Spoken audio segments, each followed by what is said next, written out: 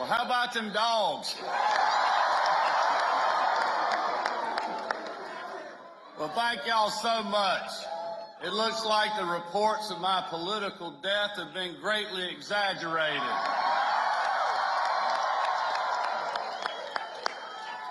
And listen, it is a great night to be a Georgian. I want to thank you guys so much for coming to be with our family tonight. Let's hear it for the best First Lady and the best First Daughters in the nation.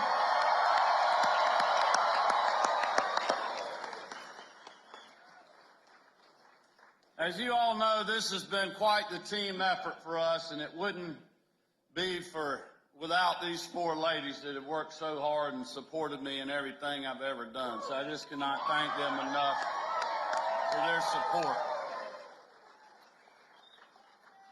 But listen, there are so many people to thank, many who are with us tonight. Thank you guys. But first and foremost, thank you to the Team Kemp volunteers who put up yard signs, made phone calls,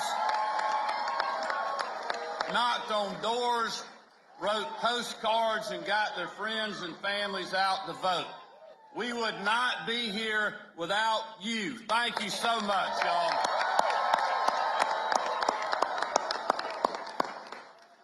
I also just want to thank all the other statewide candidates and our state legislators who are here. Thank you guys and congratulations.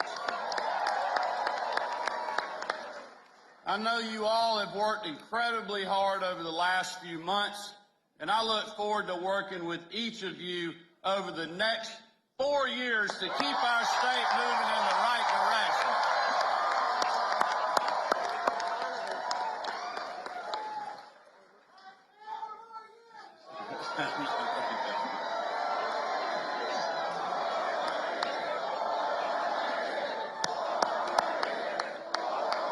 Y'all are great. Thank you. And all the hard-working Georgians across the state who came out to our bus stops, our rallies, our meet and greets, those who helped Lucy fill up our diesel fuel can. You remember at the bus stop when Lucy was holding the diesel fuel can, and we told you at those stops all across this state, we got all the money we need. It's just in your pocket. And I appreciate y'all supporting the girls with your contributions, but also just appreciate the strong grassroots supporters that we've had literally from Claxton to Calhoun. And finally, I just want to thank the campaign staff and our official staff for all the wood that they have chopped over the last several months.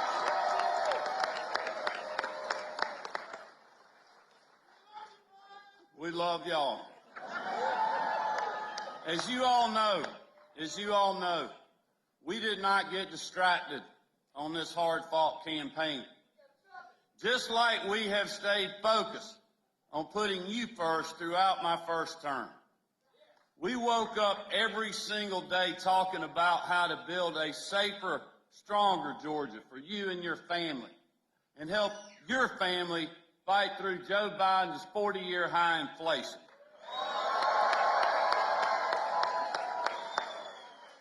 And we did that by focusing on common sense solutions to put more of your hard-earned tax dollars back in your pocket, like passing the largest state income tax cut in history, returning over $1 billion back to you, the taxpayers, and suspending the gas tax in this state since March.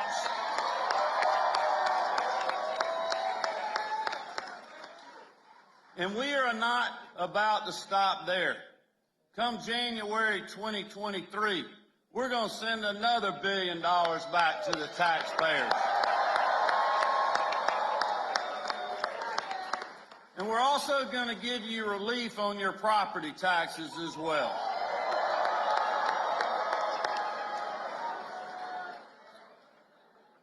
But we also focused on how resilient Georgia's economy has been despite the disaster we're seeing in Washington, D.C., and across the country thanks to Joe Biden.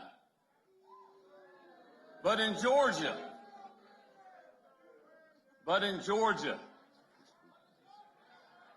that's right. But in Georgia, we have record low unemployment. The most people ever working in the history of our state. Historic investment in rural Georgia. In the 2 largest job projects in state history were announced just in the last year. But this campaign was also about keeping you and your families safe, and by backing our men and women in law enforcement.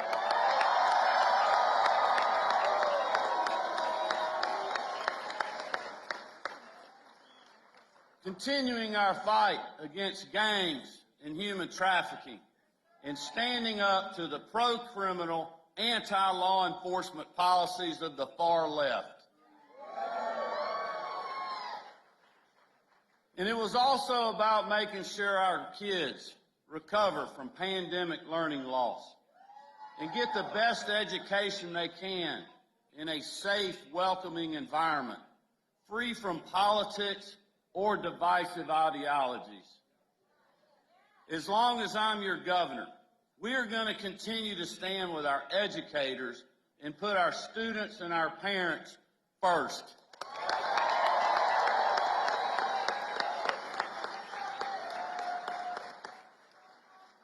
And as you all know, we took our campaign to voters who normally don't support Republicans, because no matter where you live or what neighborhood you are from, hardworking Georgians want their families safe, their streets safe, and they want good paying jobs and a quality education for their children.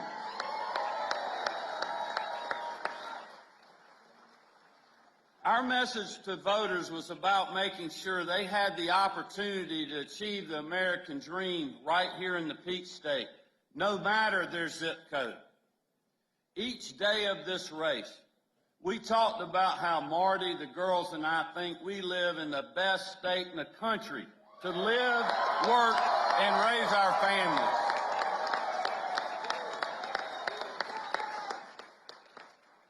And we all know that my opponent disagreed. But looking at the results tonight, we made sure that Stacey Abrams is not going to be our governor or your next president.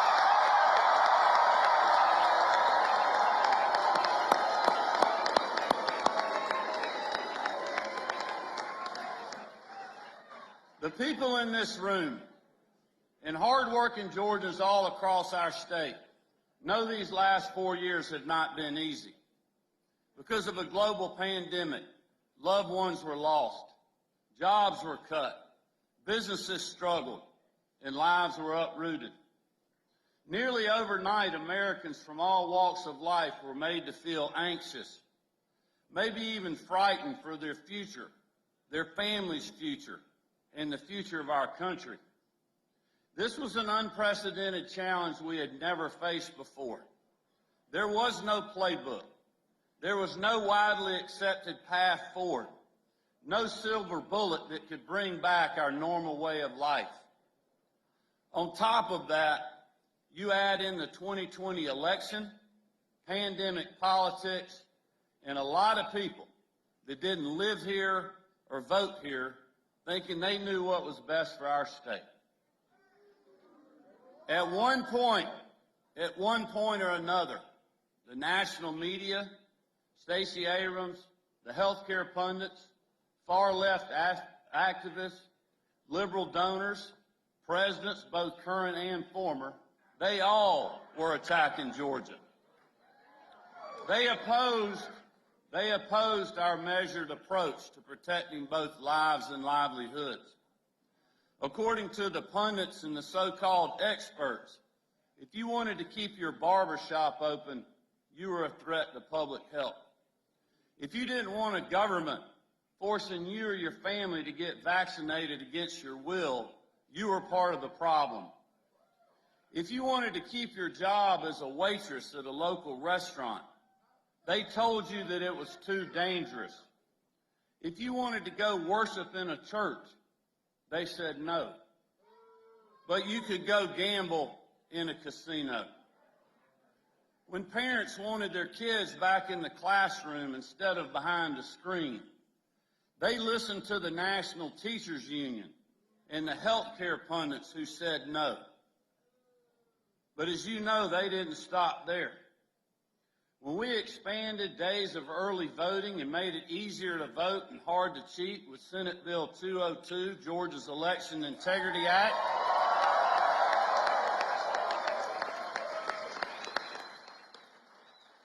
you remember? They called it Jim Crow 2.0. And Jim Crow with a suit and tie. According to the media, President Biden and their far-left allies, if you support photo ID on absentee ballots, you're a racist. If you wanted access to secure ballot drop boxes and more opportunities to vote early on the weekend, they brought in the Department of Justice. And when you wanted to go to the Major League All-Star Baseball game right here in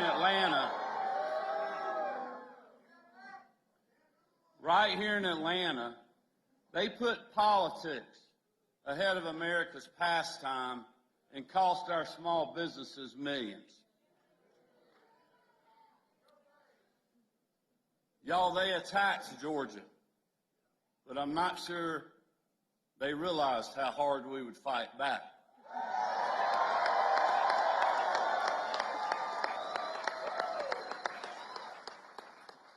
You see, they didn't know we were not going to be lectured by people who have no idea what it's like to clock into a hard day's work.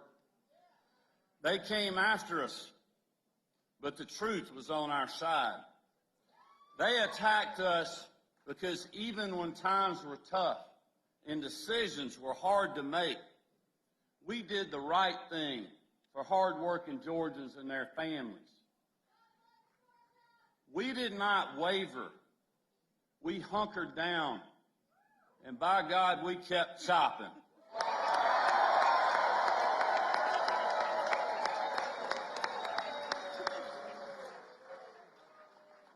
And as you know, I didn't listen to the pundits, the so-called experts, the media, or presidents. I listened to you.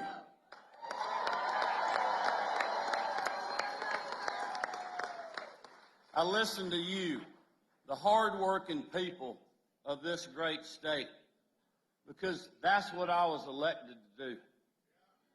There is no doubt the challenges we faced together over the first 3 years of my term prepared Marty and the girls and I for this campaign. Just like I told you on primary night back in May, we were outspent with over 90% of my opponent's money coming from outside the state.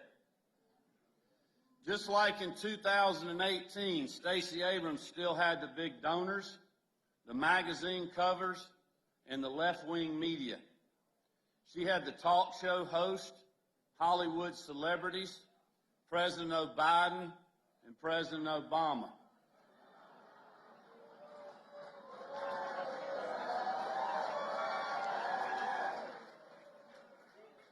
And she even had Oprah again.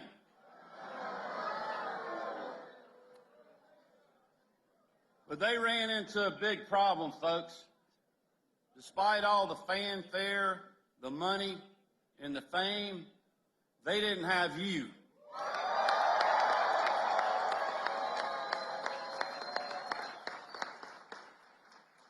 As a construction guy from Athens, who started his first small business with a pickup truck and a shovel, I can't tell you how honored I am to be your governor for the next 4 years.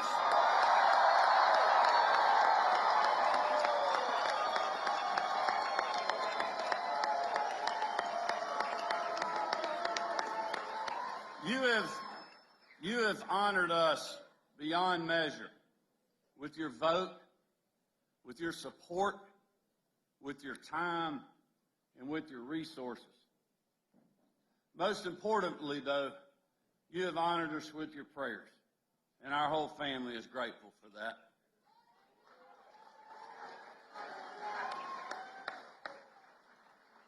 But I will tell you, just like in 2018, this family and I, we are all in together.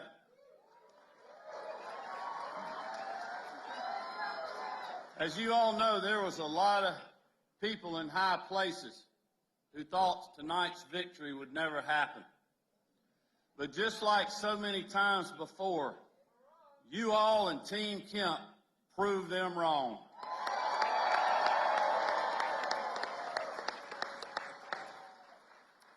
The media, the national Democrats, those billionaire donors, the left-wing activists, Joe Biden, Barack Obama, Oprah, and Stacey Abrams threw everything they had at us for the second time in a row. But you know what we did, y'all? We kept shopping, and tonight,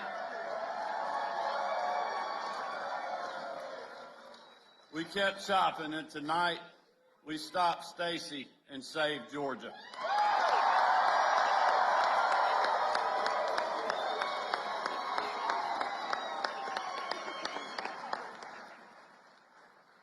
But let me also make this clear. The media here and around the world watching this race will try to make this victory tonight about a lot of things. They'll say it was about Joe Biden.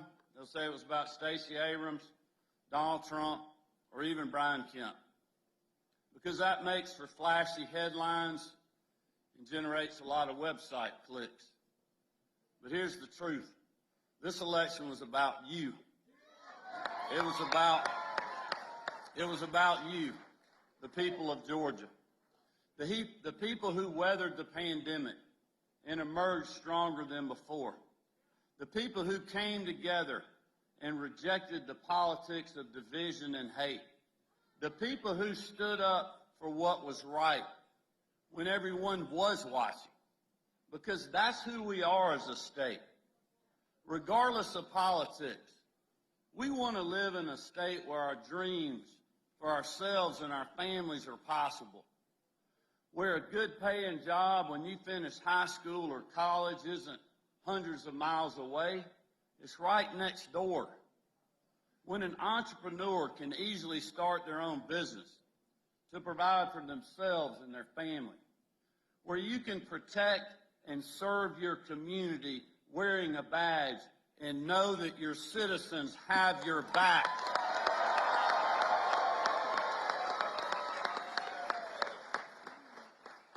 And your governor and this family has it as well. Where you can retire in a safe neighborhood, worship freely, and watch your kids or your grandkids on Friday nights at the ball field. That's the Georgia I know, and it's one worth fighting for. Tonight, hard-working Georgians from all walks of life spoke with a clear voice. They know which direction they want their state to go, and it is forward. They want this team to keep putting them first, and that's exactly what we're going to do. Across the country tonight, we took the first step in saving America. This election proves that when Republicans stay focused on real-world solutions that put hard-working people first, we can win now, but also in the future, y'all.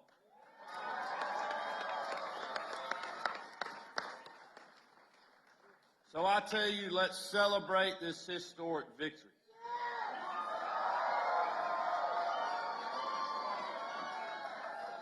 While knowing there's still plenty of work to do. And I can promise you, this family is going to stay in the fight. Thank y'all so much for your hard work and support. God bless you. And God bless the great state of Georgia. Keep chopping, everybody.